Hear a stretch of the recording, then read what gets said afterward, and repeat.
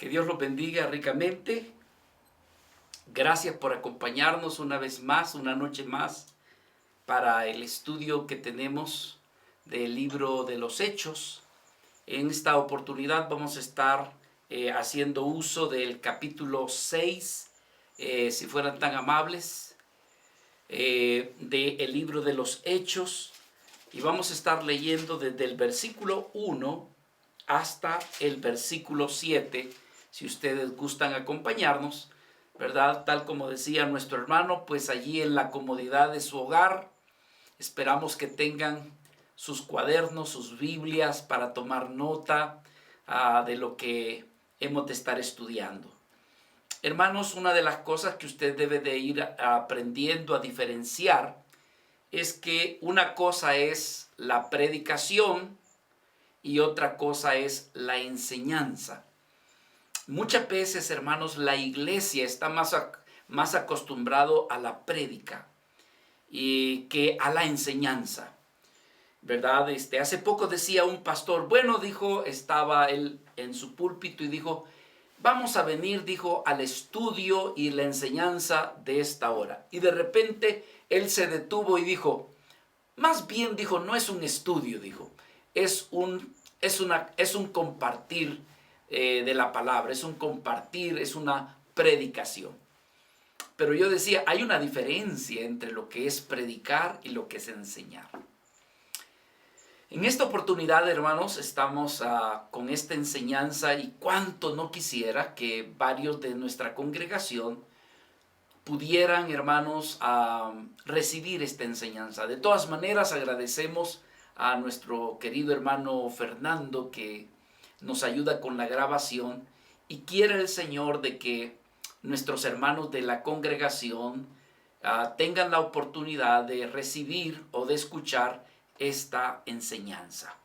Le hemos titulado El surgimiento y necesidad del diaconado en la iglesia.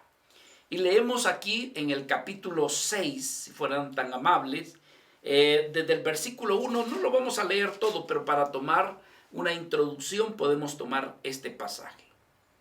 Dice, en aquellos días, como creciera el número de los discípulos, hubo murmuración de los griegos contra los hebreos de que las viudas de aquellos eran desatendidas en la distribución diaria.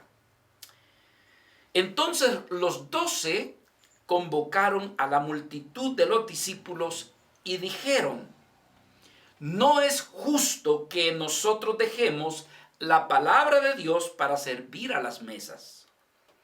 Buscad pues, hermanos de entre vosotros, a 7 varones de buen testimonio, llenos del Espíritu Santo y de sabiduría, a quienes encarguemos, decía, de este trabajo. Y nosotros persistiremos en la oración y en el ministerio de la palabra. Agradó la propuesta a toda la multitud y eligieron a Esteban, varón lleno de fe y del Espíritu Santo, a Felipe, a Prócoro, a Nicanor, a Timón, a Pármenas y a Nicolás, prosélito de Antioquía, a los cuales presentaron ante los apóstoles, quienes orando les impusieron las manos. Y crecía la palabra del Señor y el número de los discípulos se multiplicaba grandemente en Jerusalén. También muchos de los sacerdotes obedecían a la fe. Yo les invito que pudiéramos tomarnos estos minutos para pedir la bendición de nuestro Padre Celestial en esta hora. Padre, nos reunimos en tu nombre en esta oportunidad para suplicarte y pedirte que tú puedas abrirnos tu libro. Como bien hemos dicho antes, Señor, que nosotros podemos abrir el libro, pero si tú no lo abres, el libro todavía permanece cerrado. Por lo que te pedimos, Señor, que tú tengas misericordia y nos ayudes con tu Espíritu Santo. Señor, te pido por tu siervo, Señor, que puedas pasar por alto sus errores, sus fallas, para que no sea estorbo a la enseñanza que tú quieres darnos en esta hora. Bendícenos, te lo pedimos, y sobre todo que en esta noche, en esta hora, tu nombre sea glorificado, que es lo que más deseamos finalmente en esta reunión. En el nombre de Jesús. Amén.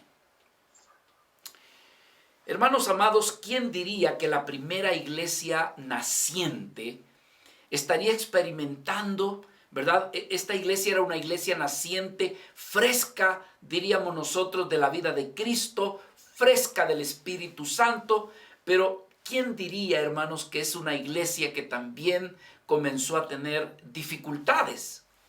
Y en este caso de dificultades, bueno, ya había dificultades externas, como hemos estado estudiando todos estos días, como el Sanedrín, como las personas religiosas se oponían al evangelio. Esto diríamos que es el ataque exterior a la iglesia. Pero alguien dice que el ataque más fuerte, lo que más puede dañar a una iglesia, no es tanto el ataque exterior como lo es en lo interior. Y aquí, mis amados hermanos, en el capítulo 6 vamos a estar viendo nosotros un acontecimiento, y es, diríamos, la primera dificultad o primera adversidad interna que la iglesia habrá de enfrentar. Hoy lo que vamos a estudiar, diríamos, es el caso de la primera dificultad de tipo administrativo, y también vamos a estar viendo la manera cómo Dios dirigió a los apóstoles para resolver ese problema que estaba en el interior de la iglesia. También en nuestro estudio, algo como un tema muy relevante, algo muy importante, vamos a estar viendo, hermanos, el surgimiento de lo que se conocerían como los diáconos. Pero algo muy importante, y esta es la razón de por qué yo anhelaba de que toda nuestra congregación pudiera estar en esta hora, y es la manera en cómo la iglesia eligió a sus diáconos. ¿Por qué es importante esto? Porque hoy en día, hermanos, se ha distorsionado el ministerio del diaconado. El ministerio del diaconado puede ser aquel que se va a estacionar los vehículos cuando hay vehículos donde hay que ir a parquearlos. El diácono es el que le está dando la bienvenida para que la gente entre a la iglesia. Pero en realidad, mis amados hermanos, a la luz de las Sagradas Escrituras, un diácono no es eso, es mucho más que eso. Y diciendo nosotros una iglesia, aunque somos una iglesia pequeña, pero debiéramos de ser una iglesia docta, en el sentido de que tener entendimiento, ¿qué es un diácono? ¿Cómo la iglesia debe de elegir a sus diáconos? Y por eso es muy importante que en esta hora, entre más hermanos pudieran estar o escuchar esta enseñanza, habrá de ser de mayor provecho. Nuestra enseñanza es, hermanos, que, ¿verdad? Que la iglesia, aunque es una iglesia que es santa y que es de origen divino, lamentablemente está compuesta por hombres falibles, que en un momento dado, hermanos, traslucen sus defectos, traslucen sus debilidades, pero que con todo y eso, a Dios le ha placido que la vida de Cristo more dentro de esas personas con defectos, ¿verdad? Esa iglesia, esos miembros que se componen, hermanos, la palabra del Señor nos enseña que a Dios le ha placido venir y morar dentro de esa iglesia con la presencia de su Hijo y con la presencia del Espíritu Santo. ¿Para qué? Para que juntamente con la palabra de Dios ellos puedan solucionar sus diferencias, ellos puedan solucionar sus inconveniencias, los problemas que puedan surgir dentro de la iglesia, con la guianza de Dios, con la guianza de su Hijo Jesucristo, el Espíritu Santo y la palabra, sean los elementos necesarios para poder resolver las dificultades. Hermanos, lo primero que quisiéramos ver como quizás las dificultades que vemos dentro de la iglesia es el surgimiento de la primer dificultad interna. Y vemos cómo es que surge. Y surge a través de un reclamo por el hecho de que algunas viudas no estaban siendo atendidas. Recordemos que estamos hablando de más de 8,000 personas convertidas al Evangelio de nuestro Señor Jesucristo. Y por otro lado, hermanos, también debemos de recordar de que la gran mayoría de ellos habían vendido sus pertenencias y todo lo habían traído a los pies de los apóstoles para que ninguno tuviera necesidad dentro de la iglesia. Con todo y eso, de repente, hermanos, surge de que hay un grupo de viudas que no están siendo atendidas. Algo muy interesante que usted debe de considerar en esto que estamos estudiando es que, hermanos, allí se habían convertido, ¿qué le puedo decir? De diferentes nacionalidades, de diferentes culturas. Y los que predominaban prácticamente eran judíos que se habían convertido. Pero también ahí estaban griegos. Y también habían, dijéramos, judíos que estaban viviendo en otra nación. Algunos estaban viviendo, hermanos, en Capadocia, otros estaban viviendo allá por lo que antiguamente era Babilonia. Eran judíos, pero no eran 100% judíos, pero estaban allí. Recordemos que habían llegado por causa de la fiesta de las primicias, tiempo de Pentecostés. Entonces, hermanos, piense usted de que había algunas personas que se habían quedado, no habían regresado. Y entonces habían diferencias, dijéramos, transculturales, o habían manera de pensar diferente. Y aquí son los griegos los que ellos reclaman y dicen: nuestras viudas, ustedes las viudas del pueblo judío las tienen bien atendidas, pero las viudas, las griegas, ellas están desatendidas. Entonces, hermano, existe la dificultad y habría que considerar que en primer lugar, hermanos, era por el gran crecimiento de una congregación. Y recordemos, hermano, que los discípulos eran como 120, más 12, o dentro de esos 120, los 12 apóstoles o 12 discípulos más cercanos de nuestro Señor Jesucristo. Pero los problemas se daban porque era una congregación como de 8,000 personas. Lo otro era, estamos diciendo, debido a que había grupos multiculturales con distintas influencias. Y nosotros, hermanos, estábamos hablando aquí hace poco con mi hermano, la experiencia del recién creyente, las luchas que tiene el recién creyente, las batallas que tiene el recién creyente. Estábamos hablando aquí muy amenamente con mi querido hermano Fernando y estamos diciendo que precisamente, hermanos, los recién convertidos son los que tienen batallas. Y no olvidemos que estas vidas son recién convertidas.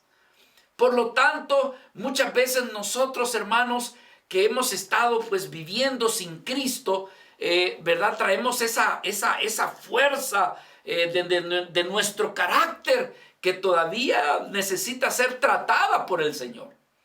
No dudamos que en esta multitud pues habían caracteres que no habían sido formados al 100% y estaban reclamando. Había un reclamo, ¿verdad? ¿Y por qué este reclamo? Porque ellos se sentían que no había mucha ayuda para cubrir las necesidades de todos. 120 quizás no eran lo suficiente o no estaban preparados para cubrir las necesidades de más de 8,000 creyentes en aquel entonces. Y lo otro, mis amados hermanos, que nosotros podemos aprender al ver este pasaje: la falta de organización. Cuando en una iglesia no hay organización, ¿qué es lo que tiende a suceder, hermanos? Desorden, ¿no es cierto? Cuando no hay una organización bien preparada, ¿qué es lo que tiende a suceder? Que hay errores que no se logran cubrir, no se logran ver. Los pastores o los líderes no pueden visualizar bien todo al mismo tiempo. Entonces, ¿qué estaba sucediendo? Esta congregación multicultural y también de cantidad, hermano, pues no se había hecho una organización para poder cubrir realmente todos estos detalles, estas necesidades. Pero por otro lado, una de las cosas que se logra ver aquí es que parece ser de que los griegos estaban distinguiendo cierto favoritismo. No olvidemos que estamos hablando en Jerusalén. ¿Quiénes predominan en Jerusalén? Bueno, el pueblo judío, los que allí habitaban. Pero estamos en el contexto de una fiesta, la fiesta de Pentecostés, la fiesta de las primicias, donde han venido de diferentes lugares y que se han convertido. No dudamos que algunos hermanos, bueno, regresaron a su tierra de donde venían, pero también consideramos que algunos se quedaron, habiéndose convertido al evangelio. Entonces, ellos observaron que los judíos, como estaban en su casa, quizás ellos estaban haciendo algún favoritismo y no estaban tomando en cuenta las viudas de los griegos. Es lo que nosotros logramos ver en el versículo 1. Si usted me gusta acompañar, dice: en aquellos días, como creciera el número de los discípulos, hubo murmuración de quiénes, dice, de los griegos. ¿Contra quiénes? Contra los hebreos, de que las viudas de aquellos eran desatendidas en la distribución diaria. Entonces, esto muchas veces puede suceder, hermanos, en nuestras congregaciones. Y puede suceder, y es algo que no debiera. Hay veces que dentro de nuestras congregaciones, pues tenemos, dijéramos, variedad de personas con diferente cultura. Con diferente cultura o diferentes capacidades económicas, diferentes capacidades intelectuales, diferentes capacidades, hermanos, de cultura social, qué sé yo. Y algunas veces cuando la vida de Cristo realmente no predomina en nuestras vidas, la humildad no predomina en nuestras vidas, sin darnos cuenta, hermanos, pudiéramos que nosotros, sin querer, pudieran hacerse distinciones. Y no es que se haga a propósito, sino que simplemente alguien está acostumbrado a su propia cultura y la otra persona a otra cultura, y cuando estas dos se juntan, pues no encajan. Y entonces el uno puede sentir de que el otro esté haciendo diferencia. Y tal vez no es ese el caso, sino que simplemente estamos hablando, hermano, que uno es de una cultura y otro es de otra cultura, pero que realmente cuando Cristo, nuestro amado Señor, pesa en los corazones, debemos de romper toda cuestión cultural, toda cuestión, hermanos, de que así soy yo, usted, porque lo que debemos de buscar es el afecto, el amor y el carácter humilde en nuestros corazones para poder llevarnos con todos. El que siente que está muy arriba, hermanos, debe de aprender como Cristo, condescender con los que se miran tal vez de otro nivel de educación. Hermanos, no acostumbrarnos solamente a tratarnos con aquellos que tienen el mismo nivel educativo que usted o que nosotros tengamos.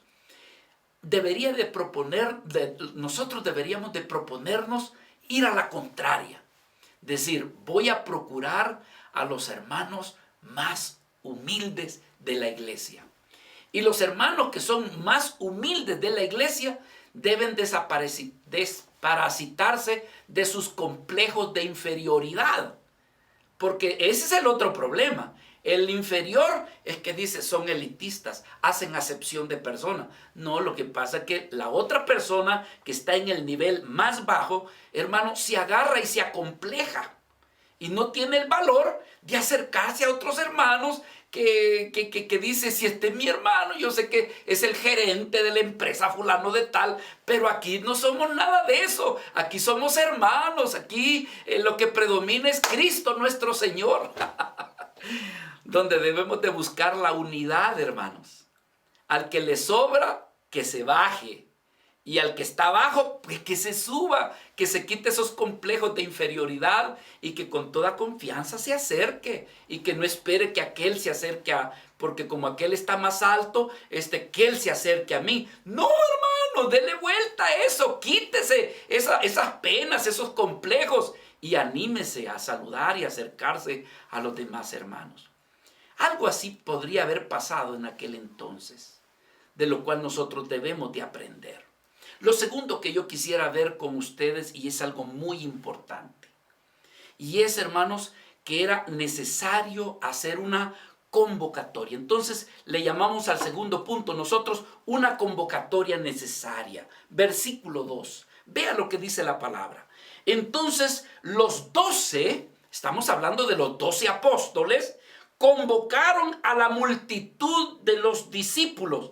Fíjese que a los creyentes de aquel entonces no se les llamaba tanto creyentes. ¿Sabe cómo se le llamaba al recién convertido? Discípulo. Discípulo es aquel que aprende. No solamente escucha sermones, no solamente escucha prédicas. Discípulo es aquel que aprende y que sigue al que le está enseñando. En este caso dice que la multitud de discípulos, los discípulos crecieron en multitud. Entonces dice que convocaron, los apóstoles convocaron a los discípulos y dijeron ante este reclamo: no es justo que nosotros dejemos la palabra de Dios para servir a las mesas. Buscad pues, hermanos, de entre vosotros a 7 varones de buen testimonio, llenos del Espíritu Santo y de sabiduría, a quienes encarguemos, decía ¿verdad?, los discípulos, este trabajo. Lo primero que yo quiero que usted aprenda, es mi oración, que usted escuche esta enseñanza como un aprendizaje, que la iglesia, hermano, se eduque en su manera de cómo conducirse. Observe que aquí quienes convocaron fueron a esta reunión para arreglar el problema, quienes hicieron la convocatoria, ¿quiénes fueron, hermanos?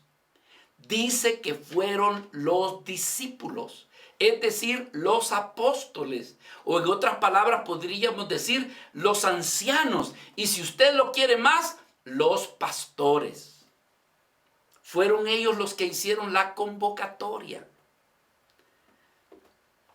Enseñanza, hermano. Tome nota. Esto no solamente es para, eso fue lo que pasó en los hechos.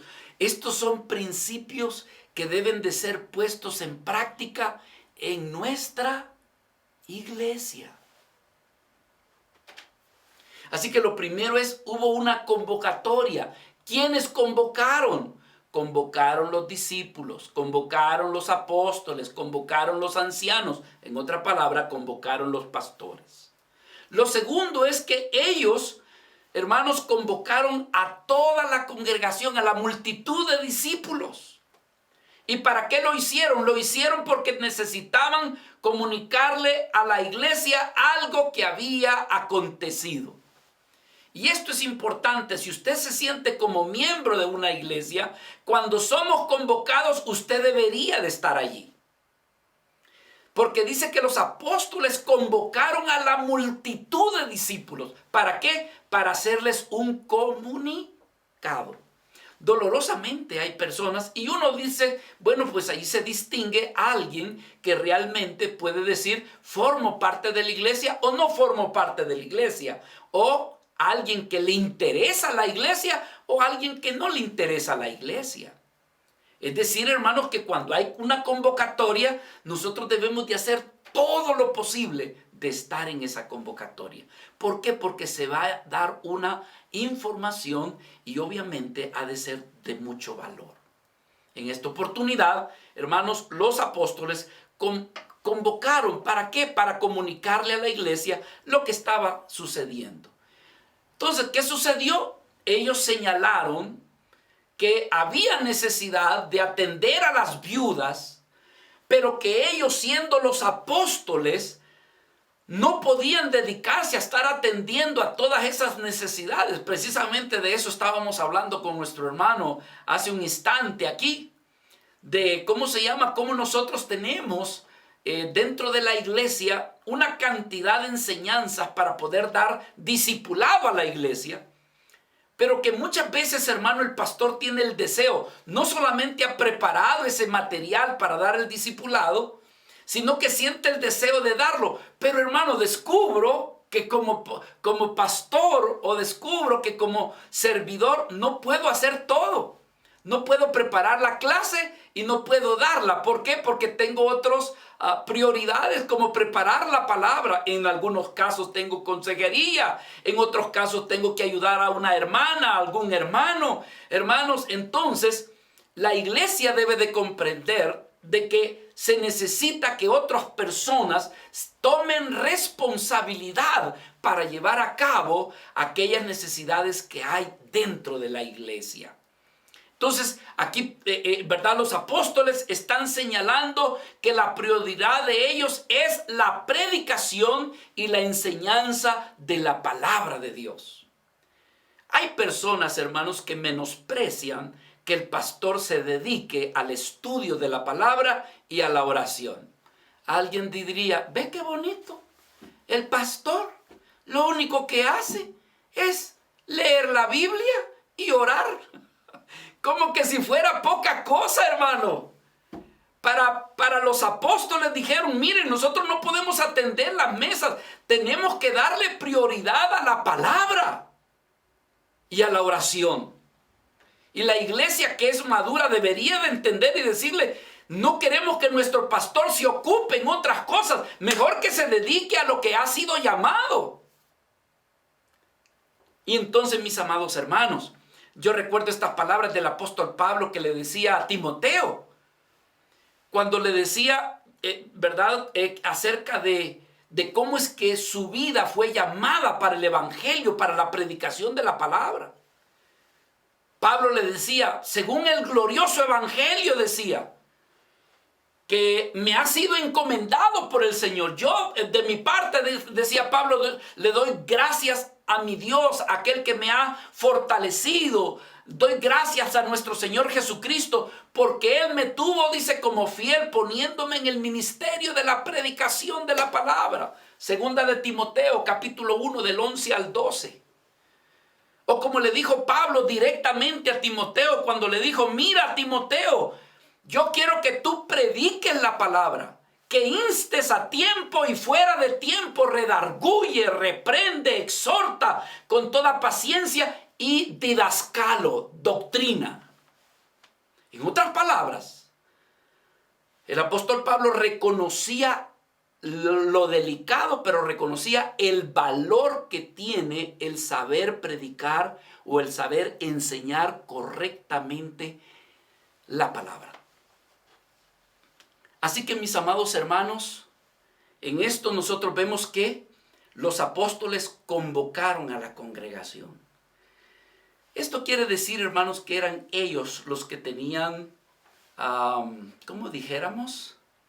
Era el principio de ser ellos los que convocaran para que se tuviese una reunión y se iba a tomar una decisión. Lo tercero que nos enseña nuestro texto es el momento de la asignación especial de aquellas personas que habrían de tener cuidado de las necesidades de la iglesia.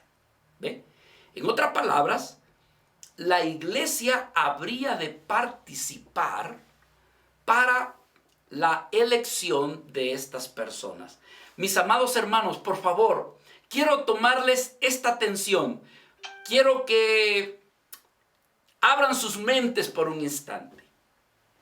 Porque la pregunta aquí es la siguiente. ¿Y qué tipo de gobierno hay en esta iglesia? ¿Es un gobierno plural? ¿Es un gobierno democrático? ¿O es un gobierno donde una persona es la que dirige todo? Por eso siempre nosotros hemos dicho, mis amados hermanos, que al estudiar nosotros el libro de los Hechos y las cartas, nosotros vemos escúchenme bien, vemos una variedad de estilo de gobierno. Por un lado, vemos al apóstol Pablo siendo el líder principal de algunas iglesias, a las cuales en esas iglesias el apóstol Pablo asignó ancianos, pastores, varios. Y en otros casos, hermanos, la iglesia de manera democrática participó. Entonces, ¿qué distinguimos allí? Que no solamente hay un estilo de gobierno. Hay un estilo plural, también hay un estilo democrático y también hay un estilo donde de repente uno solo es el que dirige o gobierna o orienta cómo se deben de hacer las cosas. Por eso, hermanos, cuando en esta clase de hoy, en este estudio de hoy, tiene mucho valor para que usted piense, analice, aprenda y se dé cuenta, hermanos, que no solamente es como de una sola forma. ¿Por qué cree usted que los pastores, los 12, convocaron a la congregación? Porque era la congregación la que habría de elegir ¿a quiénes? A los diáconos. Yo pensaba que era Pedro y Juan los que iban a escoger a los diáconos. No. Entonces, aquí es donde vemos, en esta parte, es donde vemos la acción democrática, si usted lo quiere ver de esa forma, donde va a participar toda la iglesia. ¿Y sabe qué van a hacer los apóstoles? ¿Sabe qué van a hacer los apóstoles? Esto, mire. No sé si me comprende. En otras palabras, lo que les está diciendo es, iglesia, sean ustedes los que elijan a los diáconos. Sean ustedes, responsabilícense, maduren, crezcan, observen qué personas podrían ser sus diáconos. Pero no será el pastor el que va a elegirlo, sino que será la iglesia. Por favor, sigamos versículo 3. Fíjese lo que dice. Buscad, está diciendo, ustedes busquen entre ustedes. Buscad pues, hermanos, ¿de dónde, hermanos? ¿Qué dice allí? Buscad pues, hermanos, de entre vosotros a 7 varones de buen testimonio, llenos del Espíritu Santo y de sabiduría, a quienes encarguemos de este trabajo. Pero ¿qué les está diciendo los apóstoles? Esta elección tienen que hacerla ustedes. Así que si yo les preguntara a ustedes, mis amados hermanos, necesitamos diáconos en nuestra iglesia. Yo la pregunta que le haría a ustedes, ¿y usted a quién pondría? A su salud.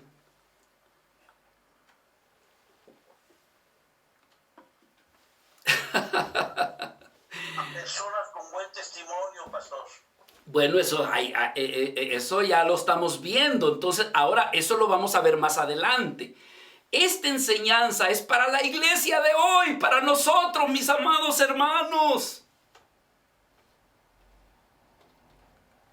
Para decir, Señor, quiere decir que nosotros, la iglesia, somos los que debemos de ver quiénes pueden ser los diáconos de nuestra iglesia. No tiene que venir un pastor de afuera, hermanos.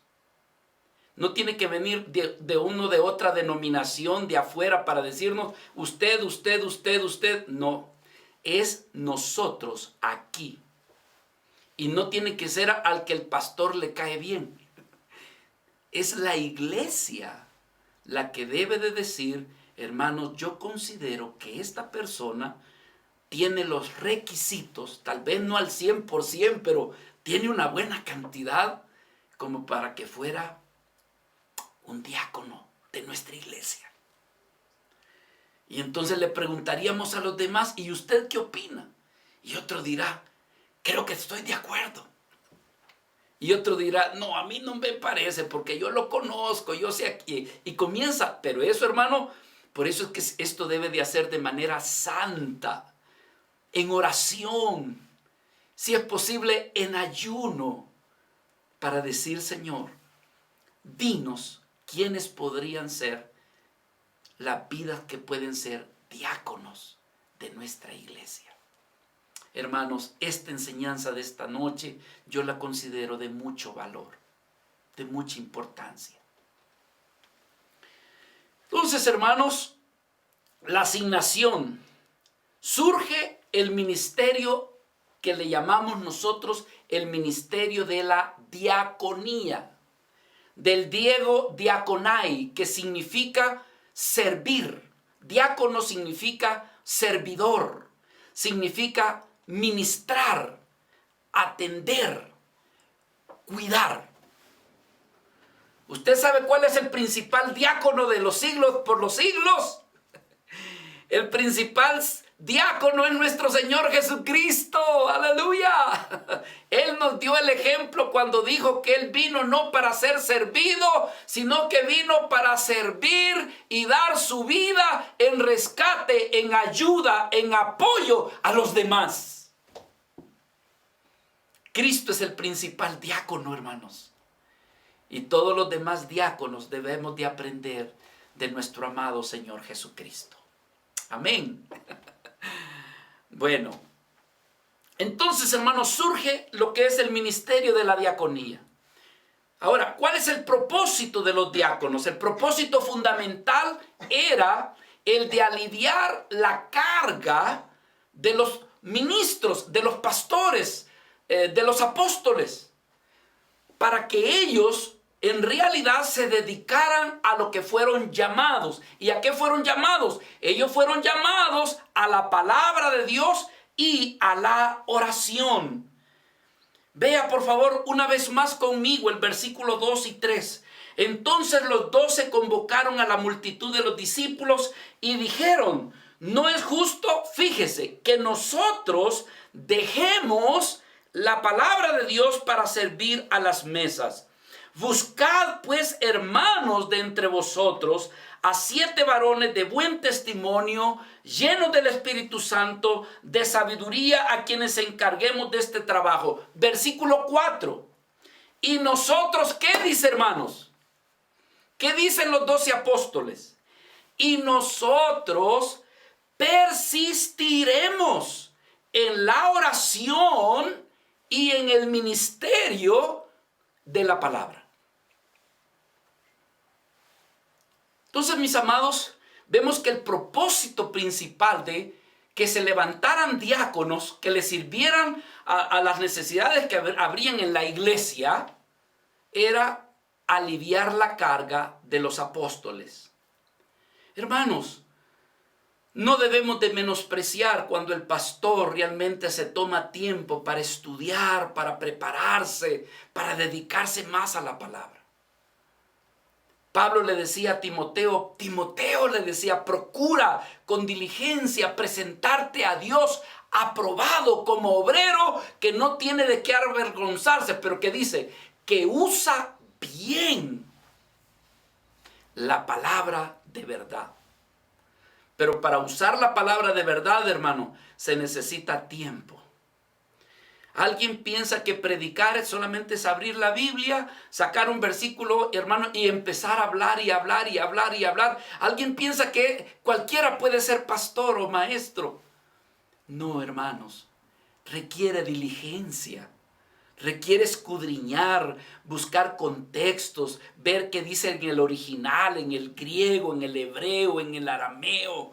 Hermano, ver si aquello compagina para nuestra época, si aquello es contemporáneo para nosotros o fue un texto histórico de aquel tiempo, si aquellos tienen una aplicación para nosotros, a fin de poder predicar la Escritura de tal manera que nuestro Padre Celestial sea glorificado, pero sobre todo que se esté diciendo la verdad. Eso requiere tiempo. Aunado a esto, la oración. Pablo le decía a Timoteo, ocúpate en estas cosas y permanece en ellas. ¿En qué? En el estudio de la palabra. ¿En qué? En el escudriñamiento de la palabra. ¿Pero para qué? Pablo le decía, para que tu aprovechamiento sea manifiesto a todos.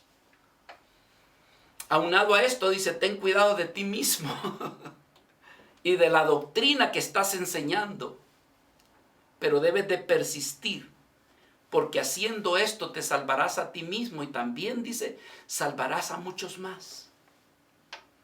Entonces, hermanos, vale la pena que el pastor, también el diácono, estudie las Escrituras. Y lo otro, el valor de la oración. El apóstol Pablo valoraba mucho la oración. Cristo nuestro Señor valoraba la oración cuando le decía a sus 12 discípulos, orad y velad para que no caigáis en tentación. Sobre nosotros los pastores más necesitamos orar, hermano. ¿Sobre quién cree usted que el enemigo apunta su mira telescópica? Entonces, la iglesia debe de orar por su pastor, pero también el pastor debe de apartarse y tener tiempo. Algunas veces dice, le llaman por teléfono, mire, fíjese que ahorita el pastor no lo puede atender. Ay, es que yo quería hablar con el pastor y que está haciendo algo urgente. Sí, fíjese que el pastor ahorita está en oración. Ah, en oración. Él puede orar otro rato, otro día.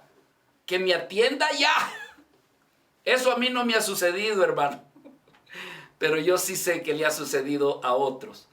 Yo le busqué al pastor y me dijo su esposa que estaba en oración y lo que yo estaba, me urgía hablar con el pastor. En otras palabras, se menosprecia el que el pastor tenga su tiempo para estar delante de Dios. Pero eso era lo que hacían los 12 apóstoles. Y por eso es que encargaron a los diáconos para que ellos se encargaran de servir. Entonces, fíjese que lo que me gusta es la palabra, no sé quién lo dice aquí, pero versículo 4 dice, y nosotros, fíjese lo que dice, nosotros, me gusta esa palabra, persistiremos en la oración y también dice en el ministerio de la palabra. Entonces, hermanos, los diáconos habrían de ser seleccionados por la congregación. Observe la palabra que dice allí, versículo 3. Busquen entre ustedes. Busquen ustedes. Nosotros nos quedamos aquí quietos. Nosotros, cuando ustedes nos digan, ya tenemos al grupo que queremos que sean los diáconos. Bueno, tráiganlos pues y vamos a orar por ellos. Pero esto ustedes lo han buscado. Esto ustedes los han selectado. ¿Qué se le llamaría eso? Bueno, en el buen estilo de nuestra época se diría democracia, ¿no creen ustedes, hermano? Donde se le está dando la oportunidad que la iglesia participe.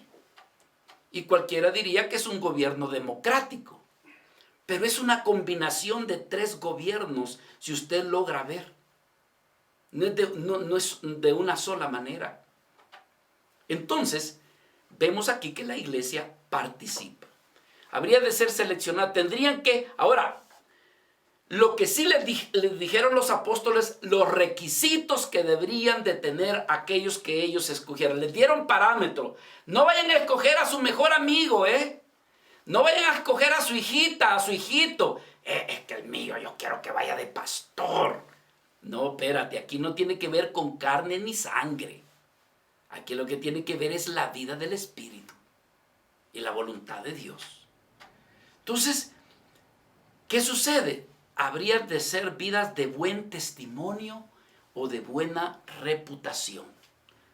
Como dice en 2 de Corintios 8:18, dice, había una vida, hablando de Timoteo, como una vida ejemplar, de buen testimonio. Dice, y enviamos conjuntamente con él al hermano, cuya alabanza en el evangelio se oye por todas las iglesias. Es decir, era una persona que tenía buen testimonio delante de la iglesia. Pablo dijo ahí en 1 de Timoteo, en relación con las características de los diáconos, capítulo 3, versículo del 8 al 9. Los diáconos asimismo deben de ser, ¿cómo dice? Honestos, sin doblez, no dados al mucho vino. Que esas personas no sean codiciosas de ganancias deshonestas. Que guarden el misterio de la fe con limpia conciencia. Entonces se está hablando de que los diáconos deben de ser personas de buen testimonio. Otra característica, llenos del Espíritu Santo. Así como vemos nosotros allá en Gálatas capítulo 5, aunque aquellos son frutos del Espíritu Santo. Pero hablamos de una vida, hermanos, llena del Espíritu Santo. Es una vida que ama a Dios, llena de Dios, que le habla de Dios, testifica de Dios, que Dios es relevante para su vida. Pero ¿qué más? Lleno de sabiduría. Vean lo que decía quien convocaba esto. Versículo 3. Buscad pues, hermanos, de entre vosotros a 7 varones. ¿Cómo dice? Vea las características. De buen testimonio, lleno del Espíritu Santo y de ¿qué dice? Y de sabiduría. Santiago allá en su primer capítulo dice, si alguno tiene falta de sabiduría, pídala, dice, a Dios y el Señor la habrá de dar. Así que todas estas características. Entonces lo que sí descubrimos nosotros hoy en día, no sé si estará usted de acuerdo conmigo, es que hay mucha necesidad de obreros, hermanos. Levanten la mano los que están de acuerdo conmigo. Hay necesidad de obreros. Eso no lo digo yo, lo dijo nuestro Señor Jesucristo. Orad, dice, y pedid al Padre, porque el Padre pueda enviar obreros. ¿Por qué? Porque hacen falta obreros. Dijo nuestro Señor, dice, a la verdad la mies, ¿cómo dijo? A la verdad la mies es mucha, mas los obreros son pocos. Entonces decía nuestro Señor Jesucristo, rogad pues al Señor de la mies que envíe obreros a su mies. Yo sé que aquí en esta noche, en esta hora, los que estamos aquí queremos ser servidores del Señor, ¿verdad que sí, hermanos? Amén. Entonces digámosle a nuestro Padre, prepara mi corazón, Padre precioso, hazme un obrero que te agrade, que te sea útil en tu reino, que tu nombre sea glorificado. Señor, que no me quede solo oyendo tantas enseñanzas, que no me quede sentado oyendo tanta administración, sino, Señor, que ponga estas manos, mis pies, mis ojos, mis labios, Señor, que todo mi ser te sea útil. ¡Aleluya! Ay, Señor, ayúdame, Padre, que te seamos útil y que no sirvamos de tropiezo, mi Señor, que hay veces servimos más de tropiezo que de serle útil a nuestro Señor. Pero que Dios nos ayude, mis amados hermanos. Que Dios escuche nuestra oración de decirle, queremos ser servidores tuyos. En cuarto lugar, hermanos, vemos nosotros que finalmente la iglesia, aleluya, le trajo a los apóstoles, le dijeron, quizás voy a parafrasear, Pedro, Juan, miren, hemos encontrado a estos, se los traemos a ustedes porque los consideramos que llenan estos requisitos que ustedes nos dijeron. Pero hermanos, Pedro, Jacobo, Juan y los que estaban ahí, no podían ellos decir, ah, sí, yo lo escogí, No, hermanos, la iglesia escogió sus diáconos. Así que los próximos diáconos que hemos de tener en nuestra pequeña congregación, ¿quién los va a elegir, hermanos? Quisiera oír que alguien quitara su micrófono y me dijera, ¿quién va a escoger a esos diáconos? La iglesia. Nosotros. Los demás no sé qué opinión. Es la iglesia la que debe de escogerlos. No tiene que venir un ministro de afuera, sino que debe de ser la propia iglesia. Entonces, hermanos, aquí vemos nosotros que en el versículo 5 agradó la propuesta ¿a quiénes? A toda la multitud. Y entonces esa multitud, ¿qué hizo? eligieron a Esteban, varón lleno de fe y del Espíritu Santo, a Felipe, a Prócoro, a Nicanor, Timón, a Pármenas y a Nicolás, prosélito de Antioquía, los cuales, ¿qué hizo la multitud? ¿Qué hizo la iglesia, hermanos? Los cuales presentaron ante los apóstoles. ¿Y qué hicieron los apóstoles? Quienes orando les impusieron las manos. Entonces, ¿qué vemos aquí? Le hicieron participación. La congregación hizo participación a los apóstoles. Fue la multitud la que realizó la elección. Fue la congregación la que presentó a los apóstoles. ¿Y qué hicieron los apóstoles? Los apóstoles lo que hicieron fue reconocer lo que la iglesia había reconocido como sus diáconos.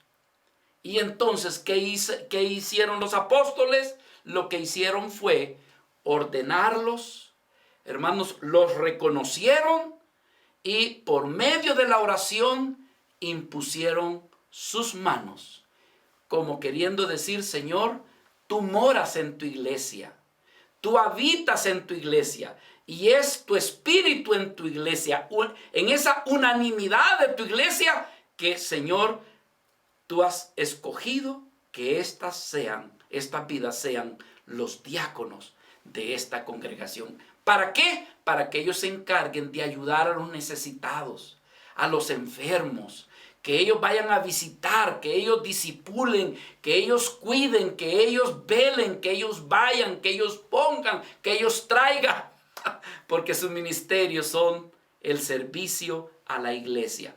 ¿Y qué tienen que hacer los pastores? Andar de visita, andar levantando las sillas. ¿Qué tiene que hacer el pastor? El pastor debe de hacer una cosa nada más: dedicarse a la palabra, a la enseñanza y a la oración. Ese es el diseño, hermanos, que no lo tenemos, que no lo hacemos. Es algo que debemos de pedirle a Dios: ayúdanos, porque quizás todavía no lo hacemos, pero ayúdanos, Señor. Amén. Y por último, hermanos, cuando se hizo esto, lo hermoso es que Dios bendijo cuando se hizo como se hizo.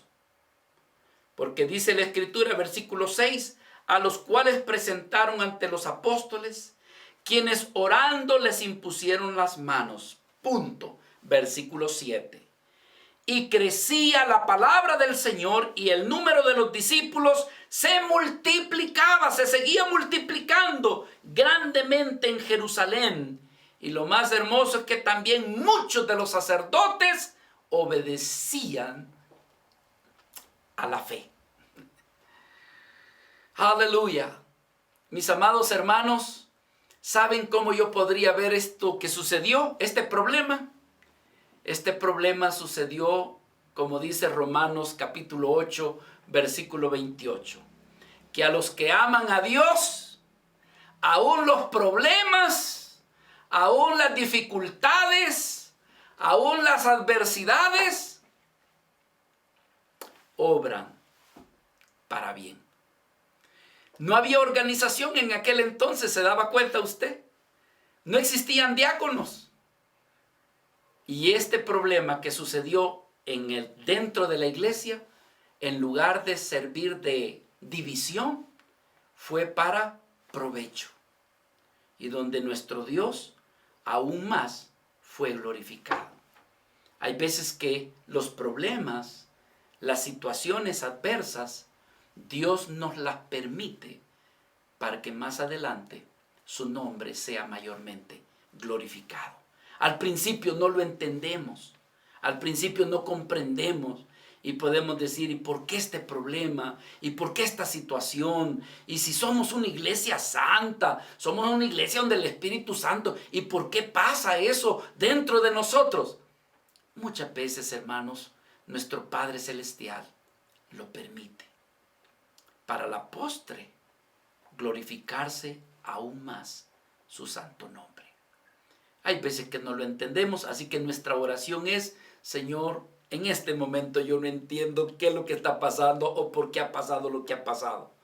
Solamente concédeme permanecer en ti y dejar ver que al final del túnel, al final de esto, Señor, sabemos que a los que aman a Dios, todas las cosas nos ayudan para bien. Decimos amén, hermanos. Amén. Padre, te damos gracias por este tiempo que nos das de meditar en tu santa palabra. ¿Cuánto nos hace falta ser mayormente enseñados, Señor? Comenzando por tu siervo.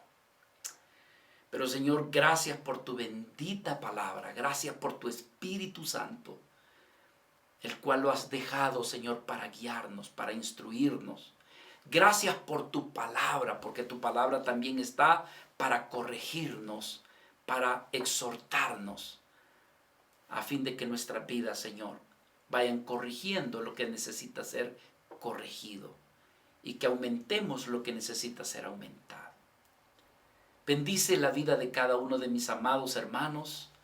Ayúdanos a todos, Señor, a poder comprender y entender tus planes y tus propósitos. Y sobre todo, a obedecerte y andar en esos planes y en esos propósitos. Así te lo pedimos, en el precioso nombre de Cristo Jesús. Amén y amén. Gracias, Señor.